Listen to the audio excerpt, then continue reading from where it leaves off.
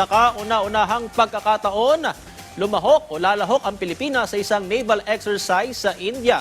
Isang hakbang na nagpapalakas sa diplomasyang pandagat at kooperasyong panseguridad sa rehiyon ng Indo-Pacific sa ilalim ng pagsusulong ng international na pagtutulungan sa larangan ng maritime defense. Yan ang ulat ni Floyd Brents.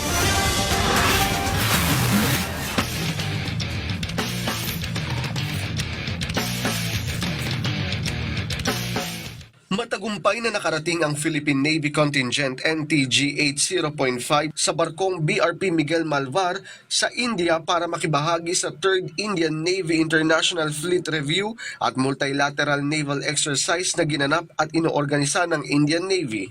Ito ang kauna-unahang pagkakataon na nakilahok ang Philippine Navy sa isang naval exercise sa India at sabay na kauna-unahang dayuhang misyon para sa FFG-06 na nagtataguyod ng diplomasyang pandagat ng Pilipinas at kooperasyon sa rehiyon.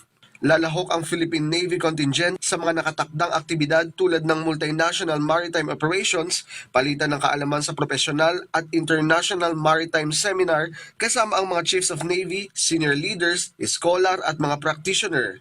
Tampok sa kaganapan ang paglahok ng BRP Miguel Malvar sa 3rd Indian-hosted International Fleet Review kung saan ang Pangulo ng Pamahalaan ng India ang magiging reviewing officer. Makikibahagi rin ang NTG-8 0.5 sa sea phase ng Milan 2026 na kinabibilangan ng tactical maneuvers, communication drills at mga maritime security operations para palakasin ang koordinasyon at interoperability ng mga kasali na hukbong pandagat. Ang deployment ng BRP Miguel Malvar ay isang makasaysayang tagumpay para sa Philippine Navy na nagpapakita ng lumalawak na papel nito sa international naval diplomacy.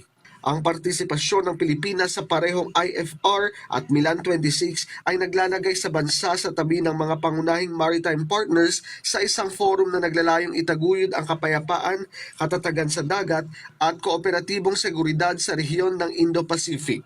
Floyd Brents para sa Pambansang TV sa Bagong Pilipinas.